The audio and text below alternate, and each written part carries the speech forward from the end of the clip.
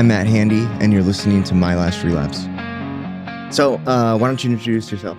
Sure. My name is Jason Pullen, and I am a person in long-term recovery from mental health and substance use disorders. So glad to be here. Yeah.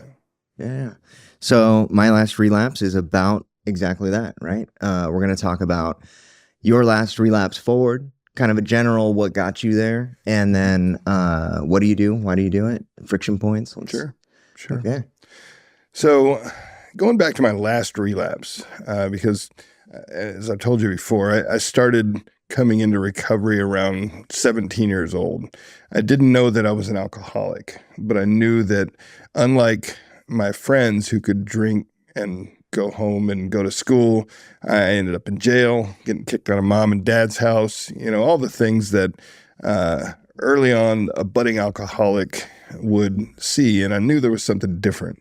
And I wanted to learn how to drink without consequences. And that's, why I came into AA and quickly found out that it was all about abstinence and I didn't want any part of that. So I kind of went on, but, I've had periods of 2 years before 1 year, and it was a lot of getting involved with a recovery program.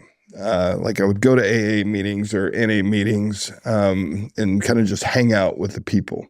And what I found was this last relapse is, I had a couple of years, and so you had a couple of years of sobriety. I had a couple of years of sobriety, and that was back around 2011.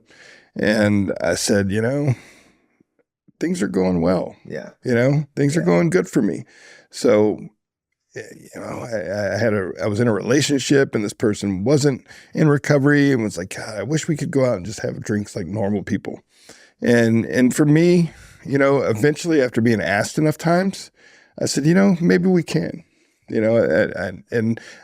My whole thing about relapse is I have a really good forgetter. I forget all of the times. I forget the hotel rooms being up for days. I forget prison. I forget all of the things that I've been through and think maybe I'm not an alcoholic or a drug addict. Maybe I can do this normally. Just try it one more time. Yeah. And so I wouldn't say it was any friction point as far as that caused the relapse. It was just I wasn't involved with people in recovery. Okay, let me ask you this. Mm-hmm. You've been in prison. Yes. Right? Yes. Do you think that the prison mentality contributed to your disillusionment with what was actually going on? I don't know. I've been to prison, yes. I didn't have a normal stay.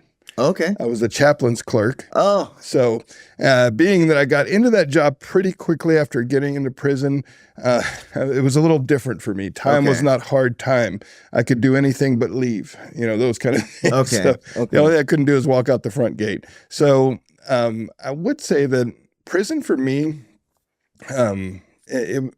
horrifying experience for anyone. Yeah. But what I'll say is that I didn't learn from it as much as, I may have, but I never went back. I went one time to prison. Hey, that's, so I did 3 prison terms. Right. And that is typically not what happens, right? You normally enter that system and it's a real fight to get out. But I'm glad that you didn't have to go through that. It is.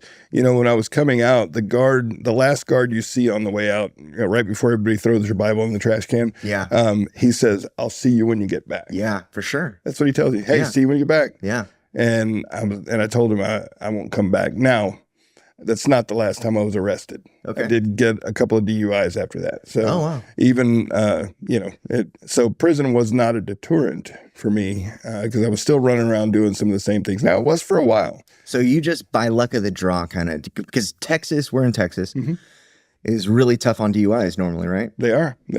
And my first DUI, I totaled a vehicle and, passed out of the wheel kind of thing, hit somebody at a stoplight.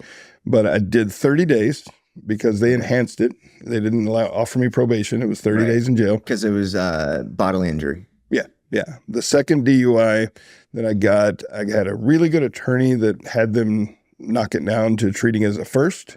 So therefore, I didn't have the enhancement put on it because they put it back as a first. Does Texas have the strike system? They do. They do. If in fact, the DUIs, anything, your third DUI is automatically a felony. Okay. And Oh wait, your DUIs were a misdemeanor? yeah, yeah. My DUIs were Wow. both misdemeanors. Even after they didn't enhance it, that's because I pled out both times, but they were going for the enhancement because I'd been in prison before. They wanted to enhance the DUIs to make it to where I had to serve some time. Okay. Okay. So, and where in your journey had you already had sobriety when you were getting these DUIs? Oh yeah, and, a couple. In fact, so I would say that one of the longest terms that I did okay in recovery was I got really involved in church and became a minister and, an associate minister at the church that I was at, and was very involved there every time the doors opened, similar to the recovery program, when at AA, every time the doors open. But, I went through a divorce, and all of that victim mentality came flooding back. I blamed her and all these things. So, some of the people at the church were kind of giving me dirty looks when I'd come in. They blamed me. Just, usually it kind of happens when a couple gets divorced. A lot of people have different sides of the fence. Right. And so, I found my old church that I used to go to, which had bar stools and a mirror behind it. And man, I fit right back in. Yeah. They accepted me with loving arms, and I became a severe drunk again, culminating in a DUI. It didn't teach me a lesson. Yeah. When I did that 30 days in jail, I got released, Harris County Jail, and it was the struggle. My biggest struggle was getting to the bar fast enough. Went straight to the bar and didn't learn anything. Yeah. And so I wasn't on probation because I signed for the time. I didn't have any probation. It was not very good for me. Now, the second DUI that I got, it was after bouncing in and out of AA again in 2006, 2009, 2011. The second one I got, they put me on a 2-year probation with a breathalyzer on the car, Right. things like that. So I went ahead and did that, and that was back in 2010. So when I completed that probation was when, it made it easier to start drinking again. Because I say it was because my ex had told me that she wanted to go drink and wanted to be like normal people. But And she was a normie. She was a normie. Yeah, we had, and I told her, I said, you don't want to see me drink. I would tell her that I would warn her and warn her and warn her. And finally I said, okay, if you want to do this, we'll do this. And I'd gotten separated from my recovery family.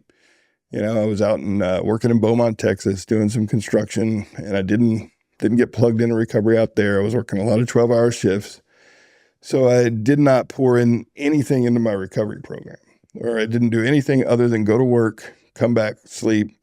And so finally, eventually, if I'm not doing the maintenance, the stuff that I have to do on a regular basis to maintain recovery, then just like not maintaining a vehicle, it's going to break down eventually. Yeah. And that's what happened. It broke down. I would say it's a weak spot, but it really, the reason I stay connected is because with that connection, I believe connection is the opposite of addiction. Okay. But I didn't learn that till this time around. Yeah. This time around, I did something different. Yeah. Because all the other times, I tried to go it alone. Okay. I would go to meetings or go to treatment, but it was always just me against the world. I'm going to do this my way. I'm going to do it on my own. Yeah, I would follow some suggestions, but it was just me. I would never, I got to a point where the job was more important than checking myself into rehab. But I finally, that job I lost. I lost the job, lost everything. Ended up in Pensacola, Florida, walking around the beach, homeless. And so something had to give, And so I went and I didn't come in through a detox. I came in through a mental hospital. I was at a crisis level of I'm either going to go there or harm myself. Okay. And so I made the decision to go there. I mean, are we talking about intentionally, like that's where you were at mentally? Like bad shit's gonna happen. I was if in a don't dark spot. You know, I was walking around the day before I entered this hospital. I probably walked 20 miles. Okay. In June in Barefoot. Florida. Well, I had shoes on, but by the time that I got to the hospital, they had to throw my shoes away For because sure. they were bloody. For They had sure. blood all in the soles. It was bad. I collapsed when I got in there. I mean, like physically collapsed. They had to take me to the emergency room. And, you know, I got in there and the lady said, well, what are you going to do after this? You know, when you're in the mental hospital crisis unit, it's about 2 days in. They're like, hey, what are you going to do? The case manager, where are you going to go? What are you going to do? And I said, well, man, I don't know. I said, you're just going to let me out? Yeah. Well, because they have a process, right? It's the 5150 and then the 5250. And if you don't get 5250, it's 48 hours or I was 72 hours. What they call Baker acted. So they had 72 hours. So they had to Baker Act me in Florida. It was a 72-hour hold. Yeah. But part of that is they try to determine case manager. Right. Where do you want to go after? We don't want to just let you out the door. And so I said, well, I guess I can just go to the homeless shelter. And they said, well, you could do that. You know, they got a decent program there. I was like, hey, I don't know about the program. Just meant go to the shelter. And they said, well, have you thought about sober living? I'd never heard of such a thing. I was like, sober living? What does that even mean? And they said, well, it's a program. There's one in Florida or in Jacksonville and Tampa. And what they do is they help you get a job and they take you to AA meetings. And then, you know, you live with other alcoholics. And I was like, man, that sounds horrible. I was like, I don't want any part of that. I said, going to meetings. At that point in my life, though, you have to know I didn't even want to go in public. You know, I was this isolated, like, don't want to contact anybody, don't want to talk to anybody. Which is ironic, right? Because you don't want to be in public, but you're homeless. Yeah, exactly. Exactly. Where am I going to hide? Yeah. So, you know, I told him no. I mulled it around for a couple of days and I was like, man, and something inside me said, dude, just give it one more try. Just give life one more try. You know, at that point in life, I was in a dark spot. I felt like everything I touched turned to crap. You know, I had the opposite of the Midas touch, and I'd lost families, careers, you know, freedom. I mean, to be fair, it's pretty true, right? Yeah. Everything we touch at that point is just terribly. Yeah. People, and, you know, I'd tell people to run. If they saw me, run. Just stay away from me. I'm not going to be good for you. So something told me, said, give it another shot. And so I said, you know, I went back to the case manager and asked her, hey, do you have that phone number to those people you're telling me about? And so I called the number and I listened to the woman's story. And she was a lot younger than I was, lived in a whole different state, but she connected with me on a level that I couldn't even tell you half of what she said, but I know that we were both in tears on the phone. And so she got me, she goes, you know, can you get down to Tampa, Florida? And at that point I was in Pensacola. It's about a 7-8 hour bus ride. So I was like, yeah, I'll see what I can do. And so the hospital I was at went and bought me a bus ticket, got me down to Tampa, Florida, you know, and I started the sober living thing. Yeah. Which, that was your introduction to the Florida model. Not really. It was not set up as a Florida model. They weren't tied to a treatment center. Okay. It was just Sober living. Yeah, wow. that was their organization. It was just sober living. You go there, it's what we call a really high level 2 organization. Yeah. Not quite the structure of having peer support and life skills like a level 3 would. Yeah. But it did have a high level of accountability. There was a structure, a program, a house manager, and a leader in each home, as well as some other staff that was on board. It was an apartment model. Yeah. You know, and I can remember pulling up to that apartment complex, and I had no idea. I'd never heard of sober living. I'd never heard of what it was supposed to be like. But they pulled into an apartment complex, and I'm like, what is this shady stuff? I mean, they're pulling up in some apartment complex, and I'd never heard of such a thing. I was expecting some kind of facility.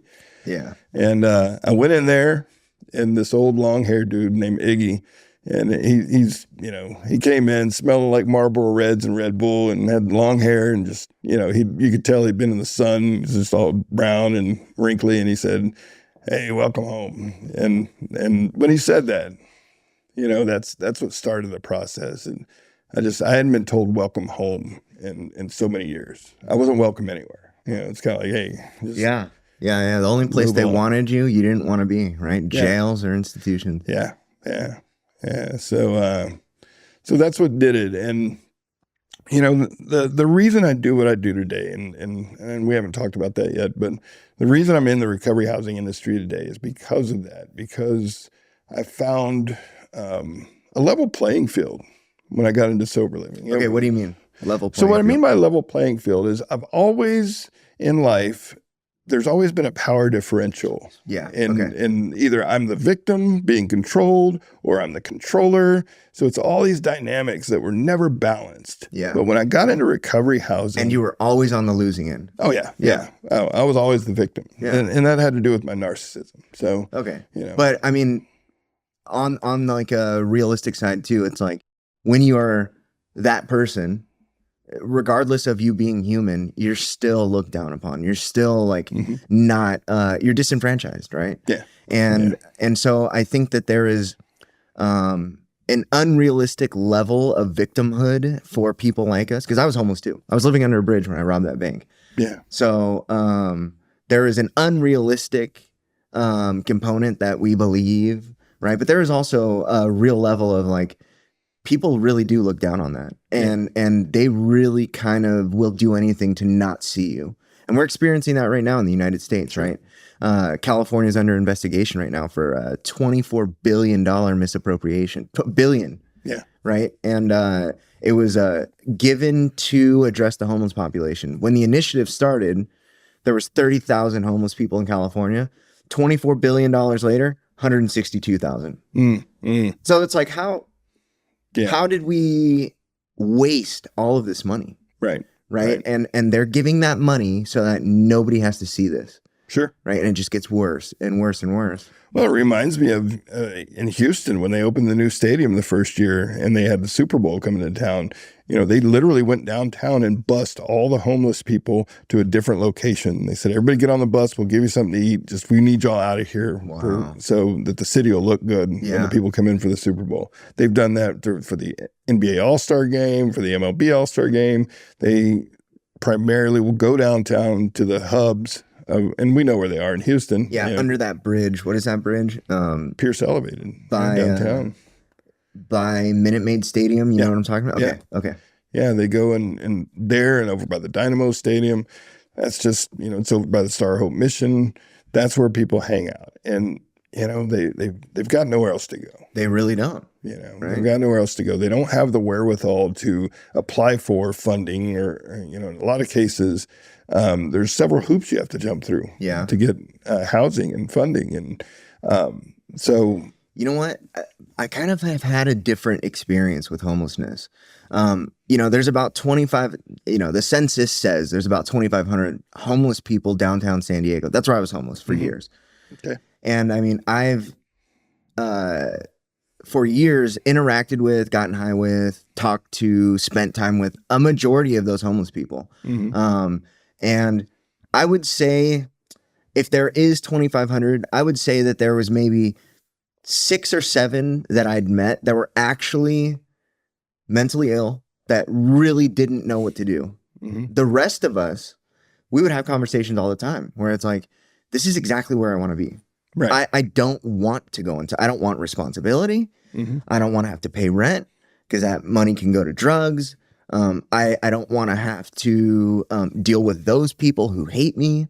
And we all kind of know we're not going to clean up our act. Yeah. So we're going to go to this place, destroy it probably, and then get kicked out again. It's like, I'd rather just stay here. Yeah. And for me, how I ended up homeless last time, I was in a very toxic relationship and I'm not going to get into the ins and outs of the details of it, but I was in this extremely toxic household where I was being told on a daily basis to GTFO. Yeah. You know, and I said, finally, I would go to leave and it was like, oh, please don't leave. Okay. You know, so it was that back and forth. And finally it got to the point where I said, you know what, I'm gone. Yeah. And I chose to leave that situation knowing I had nowhere to go, but nowhere was better than that. Absolutely. Yeah. And those situations are because there's power differentials in that too, right? It's her place. She's telling you to get the F out. And because I've experienced this too. I was in a situation very similar for a little while. And it was like, every time she started hallucinating, I would come home and find all my bags packed on the porch, you know, and it's like, Yeah. and I have to like beg my way back in or like leave for a couple days, and then she would come and find me or whatever. And it's like, dude, that is a really shitty situation. And it's trauma. It is. It's It trauma is. because you have no security, Absolutely. and we talk about that in the program. It's like, what is our fear based on? It was fear of insecurity. And, Yeah. we have that financial insecurity or especially the living situation. Maslow's hierarchy of needs, that's one of the base things is having a living situation that you have at least some Stability. say-so, Right. and control over. And that's why I find that recovery housing works best when there's peer governance, peer involvement. So you're talking about like a democratic system. Not necessarily a completely democratic system. That's the extreme. Yeah. Okay. So that's one extreme. But every level of sober living should have some form of peer governance. Okay. Why are you an expert at this? So not only am I a resident Yeah. that came through, and that's where I found recovery and started my wellness journey, but I became an operator. I worked for that organization. I've worked for directly supervised recovery homes in over 10 states. And Okay. so years of experience as an operator has given me the background that I needed. And then I got certified in Texas. We got Trone accredited, went through the whole process, became better providers because of it. I learned about things going through accreditation that I'd never even thought about. Some of the ethics I'd never even thought about. What is Trone? Trone is the Texas Recovery Oriented Housing Network, and we're what's called the NAR affiliate in Texas. Okay. And what NAR is the national organization, National Alliance of Recovery Residents. Okay. So NAR doesn't accredit anyone. They do it through the state affiliates, which that's me, state affiliate. So we go ahead and, we do all the accreditations across Texas. And so that's what I do for a living. I'm the executive director. They were looking for a director. When I went to get recertified, they were a little short-staffed, and I got an email that said, hey, we're hiring a director right now, because they didn't have a director of Trone before. It became its own nonprofit back in May of 2023, and they were looking for a director, and I said, I really believe in this organization's principles. I believe in the standards. I think they make people better, and I want to serve more people in this industry than just the ones that I supervise in the homes that I operate. So I applied for it, and I became the first Trone director in Texas, which is pretty, I'm honored to do this. I get to meet so many different people, so many different programs. Yeah. And I learned so much in that first year because I came through one system. Yeah. So I knew that system. Yeah. In and out. I knew that system. I knew that model. I knew that level. But going through and seeing some of the organizations that I get to see today, but what I find that's the common thread that runs throughout recovery housing is the social model recovery. Okay. And the social model recovery is all about peer-to-peer help. So it's the secret sauce. And what that means is that I don't come to sober living as just a consumer.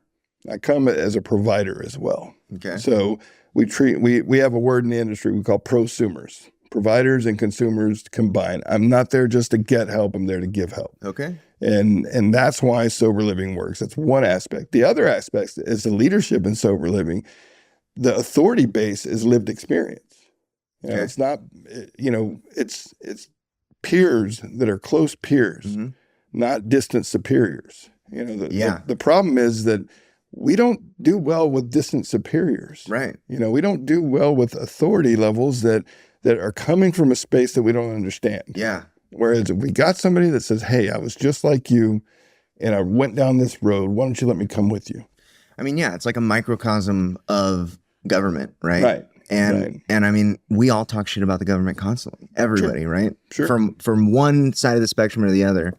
And it's like, yeah, distant power structures make very little sense to us. Because I mean, there is one form of government that occurs naturally in nature. It's the family unit. Right. Right. Right. And that is a very intimate unit. Yeah. And we are taught how to be a citizen, it's very small at first, like how to be a son, then how to be a sibling, and then how to be a man, or how to be a boy, and then how to be a man, and how to contribute to society, and then how to be a member of society that oversees things, right? And that's all learned from a very young age, right? If the building blocks aren't there, we see what the downstream effects are of not having that structure in the home all the time, right? And so sober living when it comes to sober living, I've experienced some really shitty sober livings. Sure. Right. Sure. I mean, everybody getting high They're out there. to extreme power differentials within the structure of the hierarchy of the houses. Right. And you know, I only have one certificate in this industry. I'm a certified peer and family specialist. Okay. And one of the and I also certify peers. Once a month, I teach a certification course. Okay. And one of the things that is huge in the curriculum is leveling the playing field between the people that you help and and yourself, right? Because there should be no power differential when the word peer is involved. Correct. Right. Correct. And that's something that we're coming in contact with people now that are training their house managers as recovery support peer specialists. And I'm like, no, that's not what we're doing here. You know, they're too close to the situation. You have that dual relationships violation of the code of ethics to begin with, but it doesn't work. Yeah. You know, if you're my coach and you're also my house manager, I'm not going to tell you that I feel like relapsing. Right. You know, and that's where the danger comes in, is they can't be open and honest and vulnerable. And that's what a recovery support peer specialist, RSPS, is supposed to be. It's that sounding board that you can tell anything to. Yeah. You've got confidentiality and privacy and so so in that situation, it isn't because of the peer support aspect, it's because of the house manager aspect. Correct. It becomes a dual relationship. Yeah. Just like I couldn't be a peer support specialist to my wife. Yeah. I couldn't be a peer support specialist to one of my kids or my sister or your friends. Or your friends, because it's that dual relationship and it creates this different dynamic. So, but again, the reason social model works is the peer-to-peer connection, the peer leadership, the peer accountability. And I've used the word peer a lot because that's learning that new family dynamic. I learned what taking care of my own responsibilities and helping others take care of theirs was. But there's also that community aspect. Yeah. You know, it's not just about the home or the house. One of the things that I learned to do is teach people to get plugged in and connected to the local community, whether it's the recovery community in meetings, whether it's the church community, whether it's volunteering at the food bank. Just get involved in the local community. Make those connections, those healthy attachments. Yeah. And I've read a lot about attachment theory also. Now, we attach ourselves to the wrong things. But making those healthy attachments, and we talked before coming in that, you know, removing your coping mechanism is not the solution. At all. It's not going to solve the problem. No. But when you remove that coping mechanism, you've got to have something healthy to attach to. And for me, the reason that sober living works, and I'm speaking as an authority, because I've done research and research and research, but I became the authority when I went through it. Yeah. I became the authority when I was able to go through and get on this wellness journey years and years ago. Do you think that's true for everybody, that they become an authority after they experience that? I think so. Okay. I think so. I think lived experience is the authority base. And whether that's good lived experience or bad lived experience, or somewhere in between, you are the authority on your own experience. Right. You know, nobody else can tell you what you experience. You know that. And so when we share common lived experiences, then we become an authority for each other. Yeah. It's that, and that's where the level playing field comes in. That's when the common ground comes in. Yeah. So something that I talk about often, I call it the social calibration of my moral compass, right? We, especially people like us who have been homeless, we're coming from the problem to the solution, where 99% of the society out there, they just try to stay in the solution and never approach the problem, right? They don't want to go to prison. They don't want to go to jail. Or if they do mess up, it's like that kid that burns their hand once, right? They learn pretty quick. We don't learn quick, right? They say that smart people learn from their mistakes. Wise people learn from other people's mistakes. Well, I was neither, right? I made the same mistakes over and over and over. And when you talk about the community aspect of it, right? It's so important, right? Because self cannot critique self. Right. And so if it was left up to me to tell myself if I was making a good decision or not, because I've done things that normal people wouldn't do, I'm willing to do those things and I can do those things. It is very hard for me to say whether or not I'm making a good decision based on my experience, right? Because my experience is not normal, right? And well, it's normal for you. It was normal for me. Yeah. I mean, and that's the part of it, that because it is normal to us, we should not be telling ourselves that this is a good thing or a bad thing. Right. That's what I think. Right. And the important thing, and I'm glad that you said this, is that it doesn't matter what the community is. You have to have a community, right? Mm-hmm. Do you know Dr. Shaw? Dr. Shaw? I don't think so. So Dr. Shaw is he's the only neurologist and addiction medicine specialist in the country. He's locally based in Houston, and he has this theory and this philosophy that he's implementing and testing right now, where he talks about the biological component of addiction. Okay. Right? We're always taught about the spiritual, and we're always taught about the mental. But one of the things that I was always told is, well, now you're in recovery, you should eat better and you should exercise, right? And that translates into sleeping better, thinking better, all this stuff. But nobody ever shows you how to do that. They just say you should do it, right? And well, Dr. Shaw is saying there's a biological component that's not being addressed. He has narrowed it down to something very specific.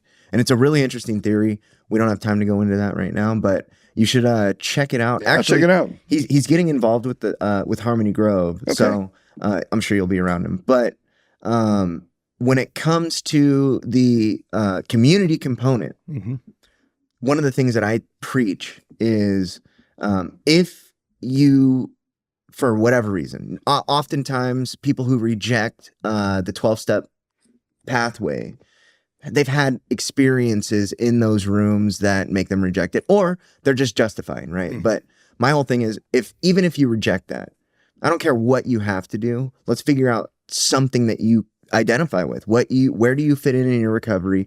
What is going to help you? Whether it's church, Dharma, smart recovery, whatever it is, right? Let's get you into something plugged in, so that you can start to thrive. And Dr. Shaw says that the important thing he's writing a book, actually, it's called Why It Works, to kind of counteract how it works, right?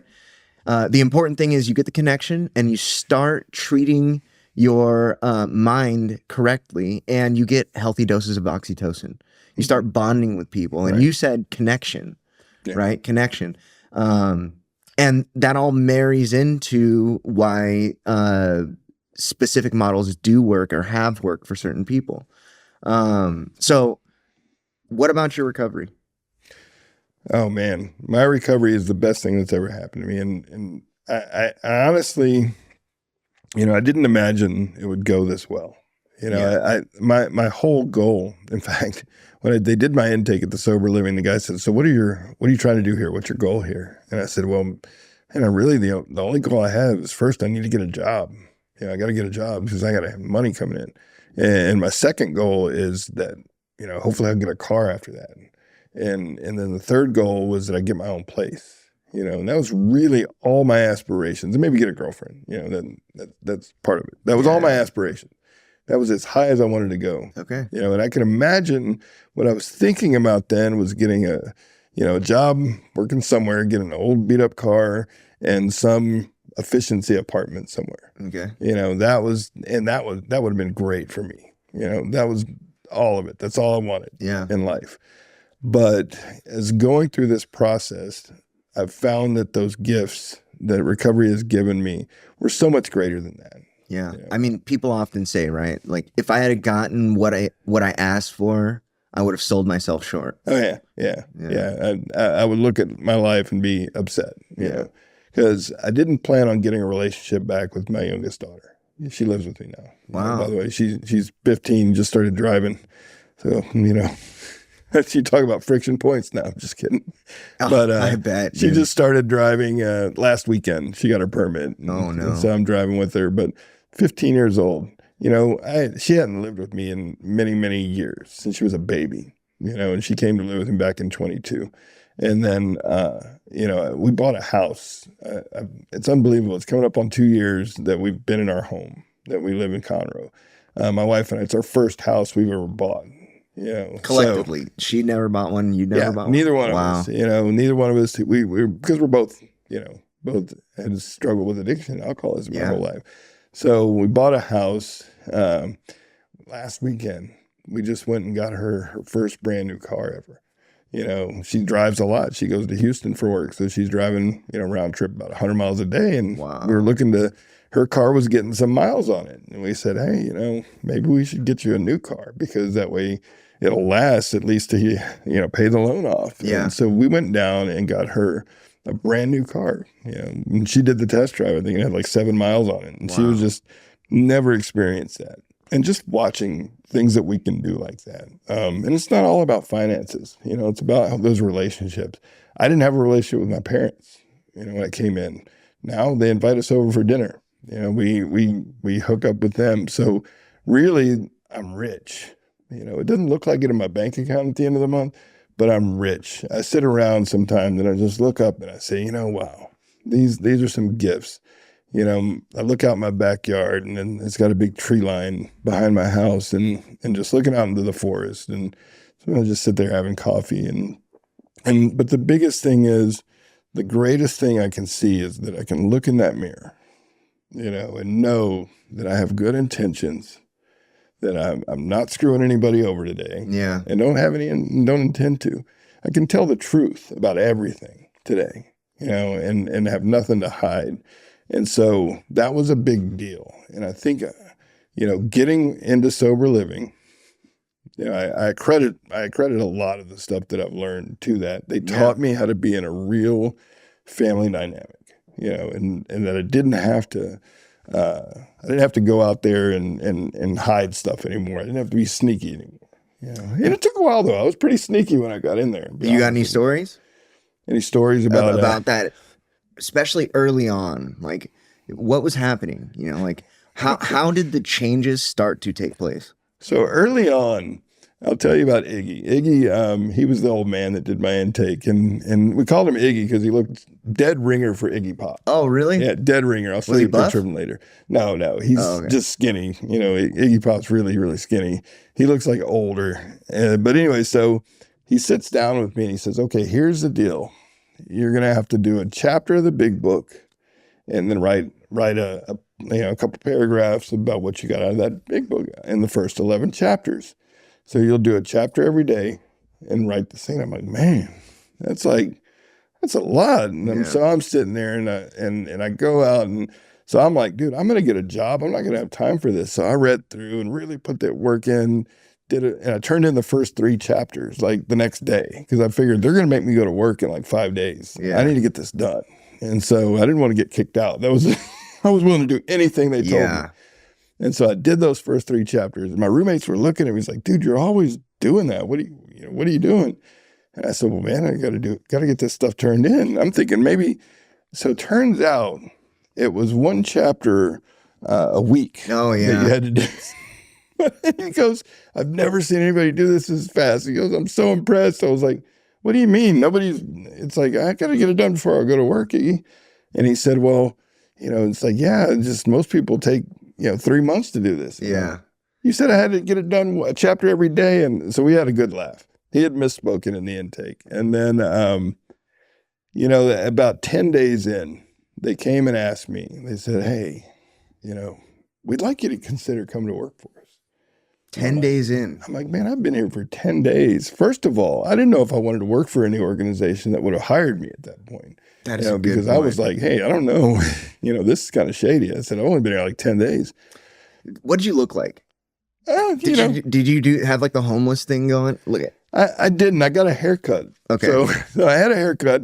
And so when I came in, I had 2 pairs of clothes that had been worn out. I had 1 pair of shorts and a T-shirt in my backpack. I had, a holey shirt and some, basketball shorts and some flip-flops. That was it. Mm-hmm. But when I got to the sober living, they had a clothing closet. Okay. So I was able to get some clothes. And once I started putting the clothes on, I was able to shower, get a haircut and shave.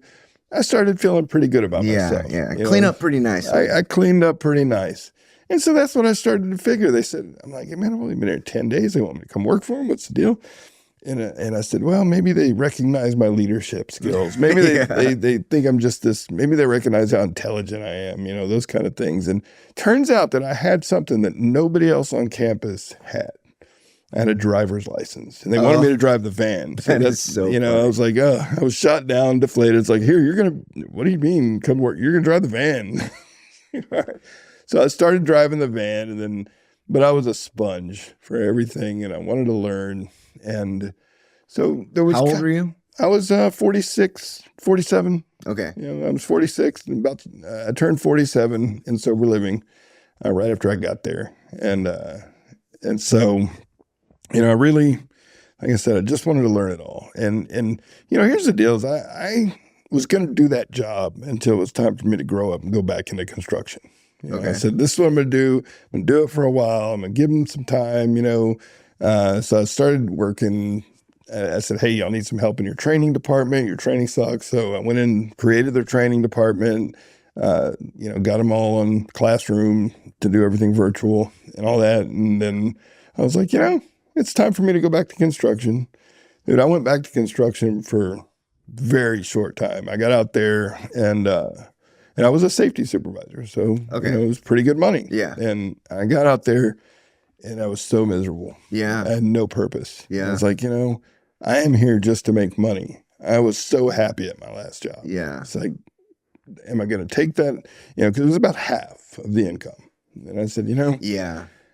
I'll take that pay cut. To be Yeah. Wow. and I did. Let me Yeah. ask you something. Mhm.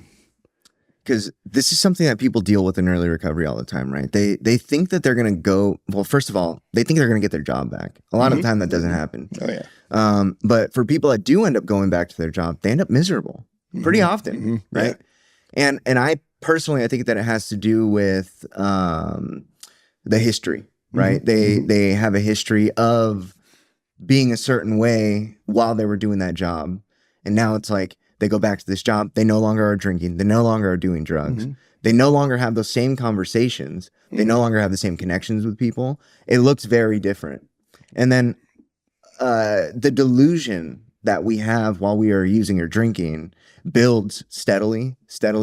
And we don't realize that the things that we do normally, they're kind of just in the background now, right? Like you go to work, yeah, but that's not who you are anymore. Right. We, like a lot of normal people, identify with their job. Like, oh, I'm a lawyer. Oh, I'm a doctor. I'm a this or whatever.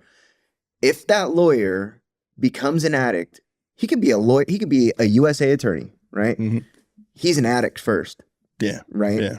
And then you go back into these situations and now it's like, oh, well, now I'm a lawyer again, or now I'm a construction guy again. It's like, I don't even like this. Yeah. Yeah. And it has so much, addiction has so much tied to identity. For sure. You know, and I find that, and this is, you know, where I was a little different. So everyone, you know, I believed in getting everybody hooked up with the 12-step community. That's the program I was in. That was our pathway, was 12-step. So we got people hooked up with the 12-step program. So when we did our community meetings, though, I noticed, I started getting this feeling like, you know, when you're in our community meeting which means that we're meeting with all the different houses, don't introduce yourself as an alcoholic or drug addict. We want to know who you are. And so I made it a deal that when they're in our community meetings, we're just family. Okay. You don't have to say, hey, I'm Bob. I'm an alcoholic. Yeah. You have to say, just tell me, hey, I'm Bob. Yeah. I live in that house. These are my roommates. You know. What do you think that did? I think that let them see that they were more than their addiction. Yeah. You know, and you know, I think it's all semantics talking about, well, if you always call yourself this, you're always going to have the problem. Yeah. It's just about identity because we are so much more. And absolutely. You said it, we're so much more than our job. We're so much more than our past. Yeah. You know, and I think hanging on to that, and that's why today it's not because of the buzzwords. I say I'm in recovery because that's what I identify as. Okay. That's how I identify. Yeah. I when I'm in an AA meeting, I'm an alcoholic.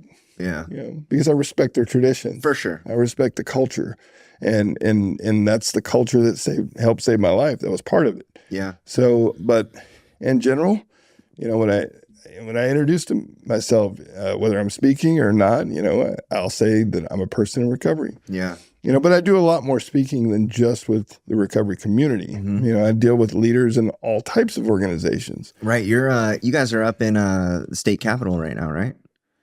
Or like in that process. Well, we have dealings with our legislators, but no, we don't have any offices up there. But we do advocacy. Okay, yeah. We do a lot of advocacy and try to get legislation changed. So let's talk about this really quick. Mhm. As everybody knows, I'm not a 12-step guy, Mhm. right? And one of the things that really shut me out from that was I was on Suboxone. Mhm. And I was told when I would go into these rooms that I wasn't sober, Mm. right? And I was told a lot of other stuff too, Mhm. that it was really hard for me to buy into and believe because I just didn't believe it. And but one of the things that really always kind of fucked with me was that I'm gonna have to identify as an addict for the rest of my life. Yeah. And I do understand the tradition for if you buy into that. Mhm. But one of the things that it did for me was I was going into these meetings and I would come out more miserable than when I go in. And I had a sponsor. You might even know him. But yeah, it was really hard for me to accept that a lot of it was I wasn't planning on just staying stagnant either. Sure. One of the things that I really, really did not like was the fact that if I came into this, if I bought into this, Mhm. that I was gonna have to stay there, right? And for me, I couldn't do it, right? And I get for a lot of people that it really works, but one of the things that I've come to know for myself is statistics. They're impartial, Right. right?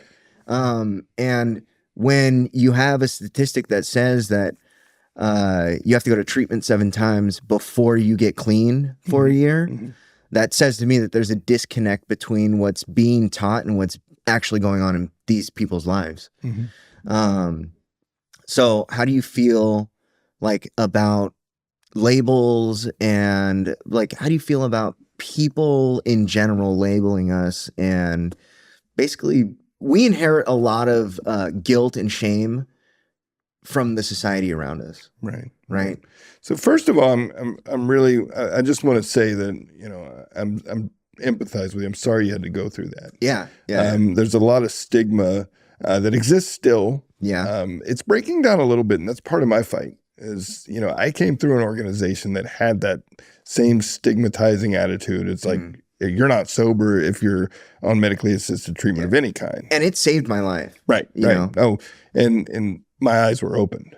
I worked directly with Project Homes, which is a UT Health Sciences Houston study about medically assisted treatment in recovery housing setting. Okay. So they have 2 locations or 2 organizations that are strictly mood. They only do Suboxone, methadone, and all the, and I say mood, sorry. It's medications for opiate use disorder.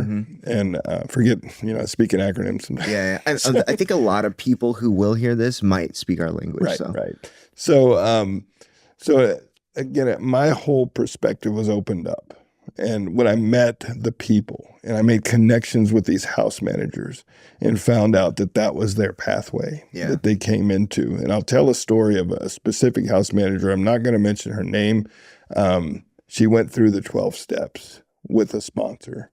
When she got to step 12, her sponsor told her, said, okay, so I think you're ready to start sponsoring people. So here's some of the things. You don't ever want to sponsor somebody who's on Suboxone. And she said, but I'm on Suboxone. I have been this whole time. And her sponsor was just blown away. She goes, I've never seen anybody go through the steps and be able to have the spiritual experience and all the things that you've done. I'm going to have to get back with you. Let me go talk to my sponsor. And then she came back and said, hey, scratch what I said. You have changed my perspective. And so looking through it from a lens of watching people that have gone through that pathway, it's funny you asked that. I was asked the other day, I did a webinar last Friday, and one of the Q&A questions was, as a new operator, can you tell me that, a couple of mistakes that you made that you would do differently now? And I said, I can. The very first mistake that I made was choosing, implementing one pathway and not respecting other pathways. That was the biggest mistake that I made because I respect that. That's not for everyone, and if you look at the statistics, I think they had somewhere like a 7% success rate in one of the 12-step organizations I'm not going to mention, but that's 7%, 1 in 12 basically make it.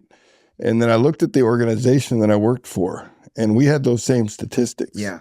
We were discharging about half of the community every single month. Yeah. And so I look at it and I said, well, how can I say that if you do all these things, it'll work for you, but it's not working for the people who are doing the things? Yeah. I've seen people excel and celebrate recovery. I've seen people excel in smart recovery, Dharma recovery, their own recovery, but it's about living that self-directed life, with positive changes and moving toward those goals that you want. Your goals are different than my goals, because we're human. And what I've learned today is that there are as many pathways as there are people in recovery. I was told that early on when I started this position, and I get the glimpse. I'm lucky. I get to go around and meet all different programs. I've been in hundreds of recovery homes across the state and meeting thousands of people that are in recovery. And I've found that I've seen faith-based homes, I've seen LGBTQ homes, I've seen all different niches around this thing, but they all spring from that social model. Yeah. And they all, the ones that are successful and the ones people love being at, they let the people have agency. They give them the power of choice. And that's the deal. Some programs are very strict, like your therapeutic communities. Hey, they've been successful too. Yeah. I mean, I went to Delancey Street. Okay. Yeah. And I had a lot of success there too. And actually my executive director, have you met Scott? Maybe. Okay. He went to Stout Street, which was, it spawned off of Delancey Street. Yeah. So both of us went through therapeutic communities. He's had massive success out of it. I had massive changes take place there. Sure. And yeah, it is really about the community. And I'm really happy that, you see that big picture thing, right? But also you say success. And for me, success is positive change. That's, yeah. It's not length of abstinence. Right. For me, I've seen people go out and the unfortunate thing is I saw a gentleman go out, he'd been sober for 3 or 4 years and had what some people call a slip, where he ended up going out and getting drunk one night. Yeah. 4 or 5 days later, he committed suicide.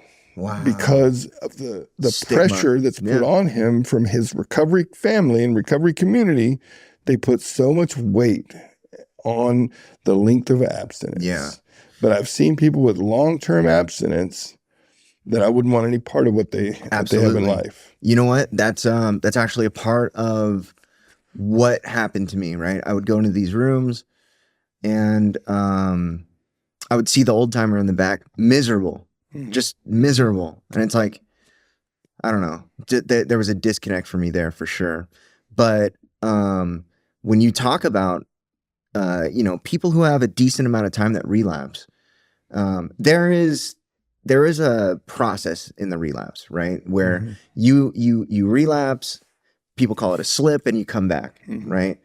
And then there's the relapse where you could just go straight, you go back into full-blown abuse and use of whatever it was. Right? For the people that can arrest that and come back to it, this is my opinion, and I know it's not popular or whatever, but I personally don't think that you lose any of that credibility from that time that you had clean if you relapse. So the reason why this is called my last relapse is because I had a few years, I relapsed, historically, shortest relapse, but it taught me the most valuable lesson in my recovery that I think I've had to learn. Is that so? I was escaping all of these consequences, right? I robbed this bank. They suspended a bunch of time. They gave me 2 strikes, and they suspended a strike and said, if you mess this up, you're gonna get that time that's hanging over your head. Period. Or we're gonna give you your 3rd strike, and we're gonna try to strike you out. So you're gonna be fighting a 25 to life case if you mess this up. So very easy for me to say I don't want the consequences of getting high anymore. But I still had a piece of me that thought that I wanted to get high. I mean, heroin feels good, right? drugs feel good, alcohol feels good for some people. If it wasn't good at what it does, people would never do it. Correct. Right. But when I relapsed, I think it might have had to do with the process that had already taken place, but I relapsed and I realized I don't even want to do this anymore. Right. And that's what put me on the path that I'm on today, where I'm actually, you know, I own a treatment center now, and my whole life's goal is to help people not have to suffer the way that I had to suffer. Right. Right. But if it wasn't for that last relapse, I don't know what I would be doing. I'd probably be doing construction somewhere. Yeah. You know? Yeah. But one of the most valuable pieces of my journey has been my last relapse, you know?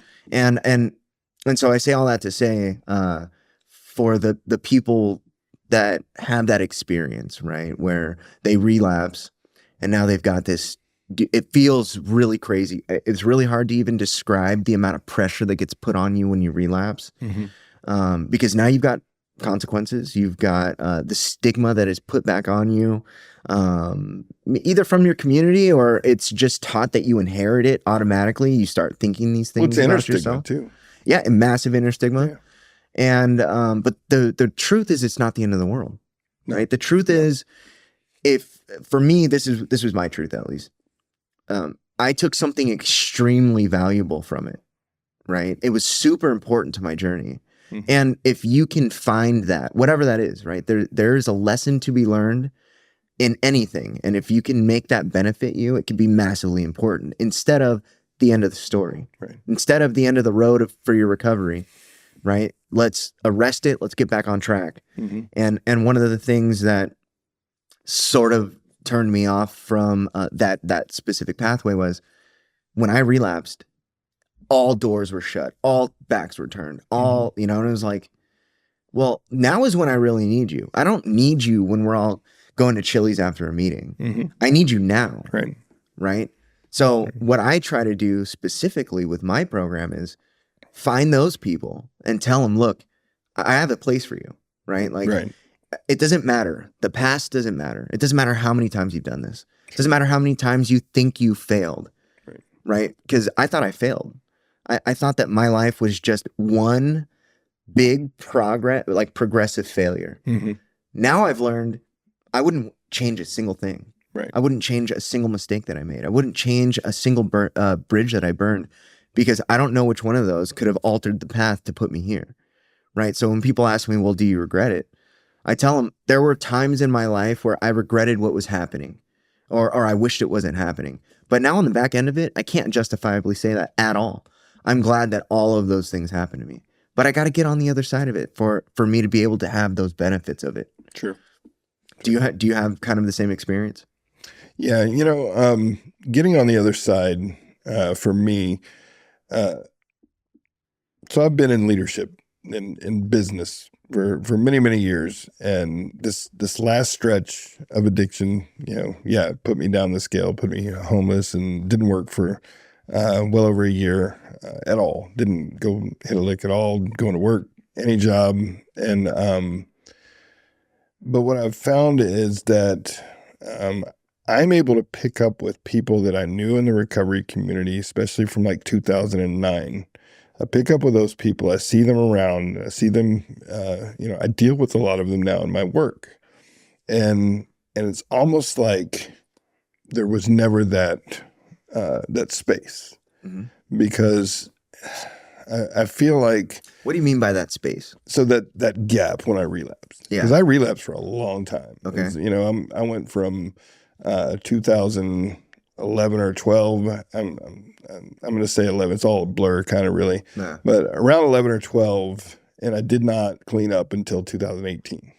You know, that's when I came back. So that gap in that time frame, I was also out of state. I wasn't in Texas. You know, I was in another state. But I think if I had been around them, I've seen how people get stigmatized. Yeah, and they do that. But I will say this: it's almost as if you have to earn back some respect in that community. Yeah, that would be, if that was explained in a better way, right? Like, hey, we still love you, but you got some work to do. Yeah. Right. Yeah.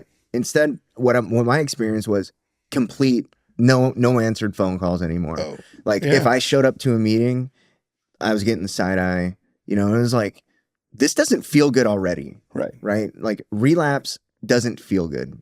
Right. Coming back into the rooms feels even worse.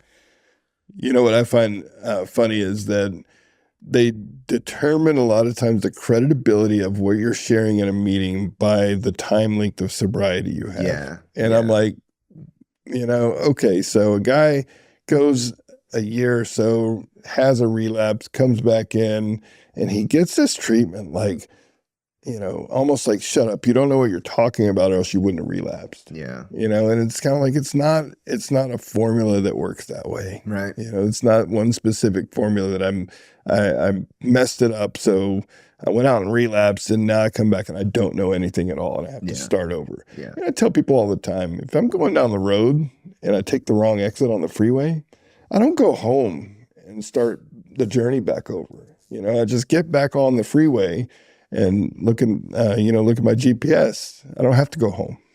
You know, and that's what it feels like sometimes in that community. It's like if you have some years sober, even if you go through a rough patch, you don't even have to relapse. You know, if you go through a rough patch and you start, you know, having some character defects that start showing, they'll tell you, well, you need to just go back to basics and start over like a newcomer. And you know, and it's like, you know, you don't have my lived experience. Yeah. You know, you're not qualified. You're not a doctor. Yeah. You know, I get that this book was an outline for a program of recovery, and somehow it's morphed into this: do what I do, or else you're going to get drunk. You know, a line that I quote all the time. It says, "They do not have a monopoly on recovery." They don't. Right. They don't. Okay. So, you, how long have you been sober now? I've been sober a little over 7 years. Okay.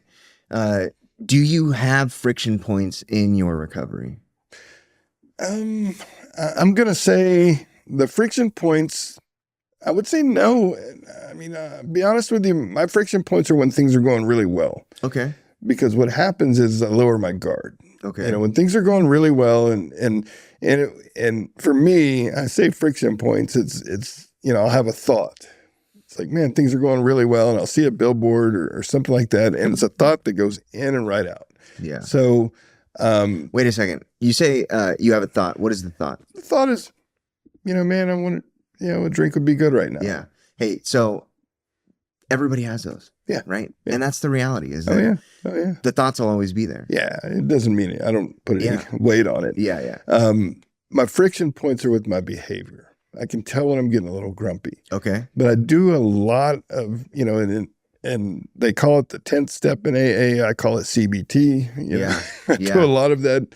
Hey, I'm aware that I'm feeling differently. I need to find out why. And I need to change that because I'm affecting people around me when I'm cranky. So it's the actual cognitive part of CBT. Yes. Yeah. So awareness, right? Mm-hmm. When it comes to your awareness, right?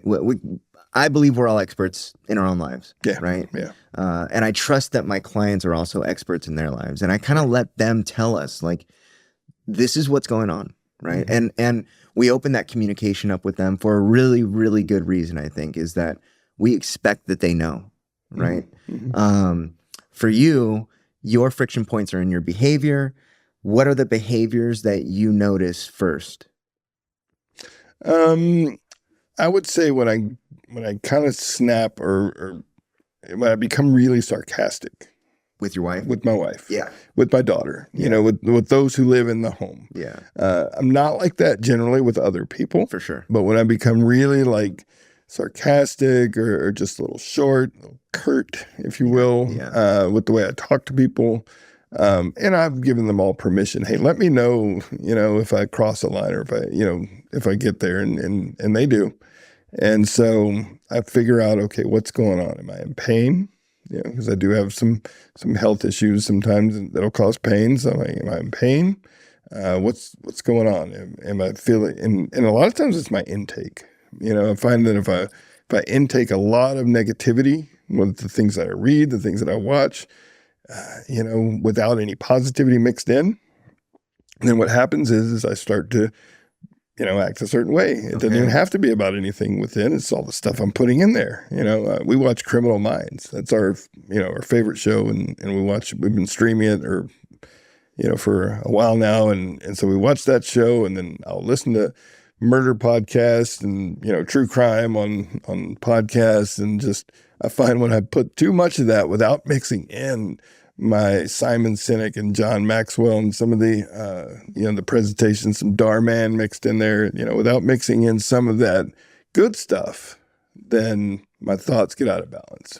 It's interesting you say that. I think it's a common thing where the first people that we take it out on are the people we love the most. Oh, yeah. And it always blows my mind. So I was in Washington over the last weekend with my in-laws, and in the airport, I'm snapping at my wife, and it's like, when I heard you say this right now, I'm like, and I apologized to her, and like I apologized pretty quickly, but I know she didn't accept it. She was just like, whatever. Right. But I was like rude to her, right? Mm-hmm. And I used to call the heel of the bread the mother-in-law because nobody wants it, But I have a good mother-in-law, but But yeah, it's when you are surrounded by negativity, right? We're as people in recovery, or just recovering addicts and alcoholics, are very sensitive to energy for some reason. Yeah, and we inherit things very easily. Yeah, we're fluid with vibes for sure. So when you hit friction points, have you had like massive friction points in recovery? I haven't. I've had a lot of people close to me pass, but it hasn't ever really been a friction point because I've built the tools up. I built the tools up a long time ago, and now early on, like little things in the house. When I was in that first 3 months, I would say, maybe 4 months of recovery. Working in recovery, dealing with attitudes and people that hated me just because I worked there. Yeah. You were the enemy. Things. Yeah, I was the enemy. And when and actually some of the things that I do, I'm a real big Don Miguel Ruiz fan, and the 4 agreements. And I've learned, the 5th agreement. I've learned how to not take things personally, and I really learned how to never assume and things like that. And so dealing with other people's anger, sometimes it'll touch a nerve, things like that. But I've learned that, I ask that question all the time: who am I? Who am I? Who am I? Who am I to get angry? Yeah, it's not a personal attack. And so after reading that book and learning some of those philosophies and learning to ask myself, why are you mad? And that's, I make it simple. I got to keep things simple or else I won't do it. For sure. And so that's my question. When I get mad, I'm like, hey, why are you mad? Like, why are you mad, bro? That's all I always ask myself. It's like, why are you mad? And typically I find that it's based either in fear or ego. And I'm like, okay, I'm mad because I feel like they should respect me more. And then I ask myself the second question, well, who are you? Yeah. Why should they respect you? Wow, so that's a simple answer to negate a lot of things. Yeah. So what it sounds like is you found a very stable level of acceptance. Oh yeah, very much so, and to realize that, people aren't personally attacking me all the time. For sure. And things that are happening are sometimes things that just happen. They're not happening to me. They're happening around me, and I happen to be in the fallout. It's not a big deal. Yeah, I like to tell myself, because I do think it's true. Like, their opinion of me is not my problem; it's theirs. Right. My wife says it all the time. What people say about me is not my business. Yeah. And I can remember, about 1.5 years in to recovery, I can remember, I can see the picture. I can see the shirt I was wearing, and it was in Jacksonville, Florida, standing on a balcony, and somebody made a phone call to me, and they said somebody that I had been friendly with and I worked with, a colleague, oh, hey, you got to know this person is saying all kinds of bad stuff about you. And I told the person on the other line and said, well, when he says it to me, then we'll have a problem. Yeah. Until then, I'm going to treat him just like I have and be his friend. Wow. And that's when I really gripped that I don't care what people say or think about me at all. And so it became a non-issue. And like I said, it was almost like a huge paradigm shift and epiphany. And I can tell you exactly where I was standing on that balcony. Dude, recovery gets a lot easier when you can reach that level of acceptance. When sure. you don't care what people say or think, and it's not important, you know. And I find that to be true. I used to be a people pleaser, attention craver, and I wanted to have all these things, you know, I had this huge ego because I was a narcissist. I'm not gonna, that I'm a recovering narcissist also. But see, I didn't know that until I got sober. Yeah. But I know that based on my behavior that I exhibited a lot of that behavior. Yeah. So do you exhibit it in your recovery?